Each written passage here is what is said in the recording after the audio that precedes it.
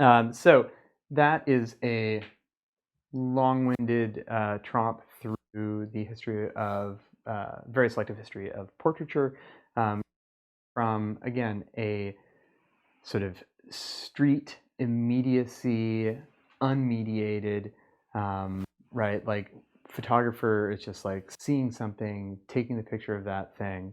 The person whose picture is being taken has very little agency in it.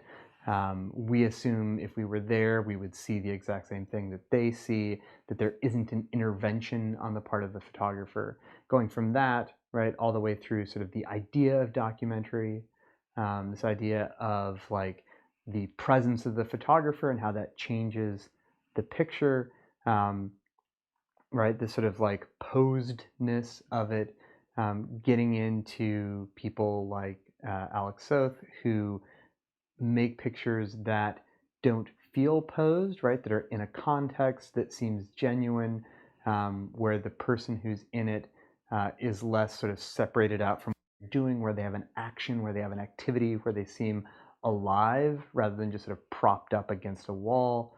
Going from that into, sort of things that are more addressing the camera, more constructed, more creative, right?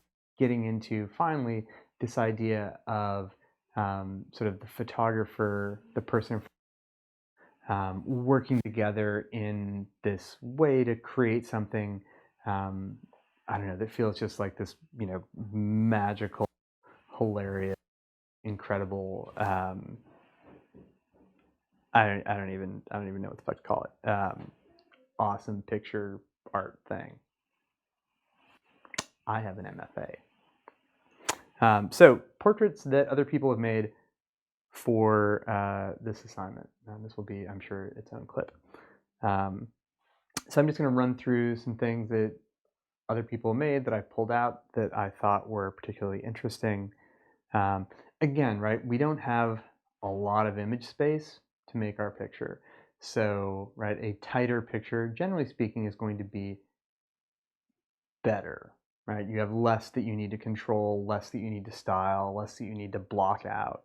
Doesn't have to be like that, but thinking about how you can do that, right? Shallow depth of field is one way to get the background not to be as distracting. I also had some people do sort of images where they took a portrait and joined it with a second image, right? So this is one portrait where it's like the person and the things, as a way to sort of like Latoya Ruby Fraser adding that text, right? It's a way to say something more about the person than just what they look like, but still in a fairly open-ended way where we have to interpret what it is that's going on. Same thing, right? Here we have a little bit more of this environmental context. We have a little bit more narrative. Looking at it, we understand that, it is in some ways more cinematic in the sense that it's constructed, right? That the photographer didn't just walk by and take this picture. But it still definitely has, like, it is a portrait of her, right? That is where all of the visual energy is going, right? She is lit up. She is in the background with that window. She's sort of central. We see her face, this guy in the darkness, in the foreground, head's cut off. We don't pay as much attention to him. He's context rather than subject. These are actually some street photographs where this is natural light, if you can believe it. But they're not street photographs in the Kaizo Kitajima way as much, right? They're something where he stopped, talked to people, like made some kind of connection, took a number of images, got the good one, and went on, right? In some ways, it's more Dorothea Lange in that there is an interaction between subject and photographer, right? Subject always sounds bad. Photographer and person being photographed, where he is making this picture the way that he wants, but it still feels real.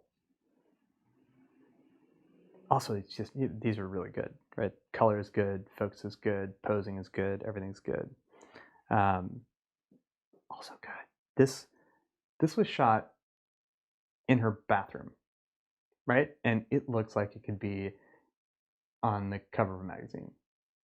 So don't give me any crap about not having space or whatever, right? This is like, yeah, you can do it.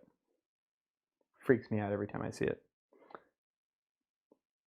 Right, this was from a series much more collaborative, working together, sort of exploring, sort of ideas, traumas, and there's a whole series of these very kind of, almost, yeah, again, like dancery, tearing, pushing, moving images. Really good. Right? Crisp. Right? There's this nice sort of like androgyny in the image. Great lighting. Right? Not a whole lot, that they have to work with here, but lighting, color, sort of the setting, very nicely done. Also this, right? This, you can see like there's this sort of like motion, right? The sort of way that they, we're clearly in a studio, right? We have these sort of like marking in the studio. We see the seamless back there. We have a light that's very artificial. And there's a beauty to the way that they are sort of like moving, being within that frame, within that composition. The materials, right? The light on the face, the shadow, right? The sheen, right, of this like satiny, whatever it is. The action. There's sort of like, we have a feeling of like a before and an after with this image. Super gorgeous. I think that's the last one. Oh, no, we got another one. Right, a little bit more documentary. Again, they're in a place, but all of our attention is on the figure.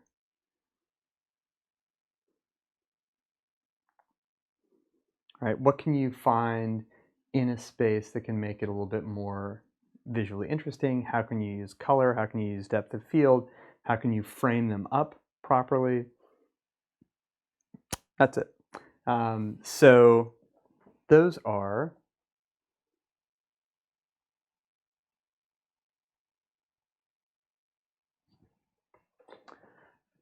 a whole bunch of pictures, whole bunch of portraits, walking through different ways to create some of the different ideas, issues around portraiture.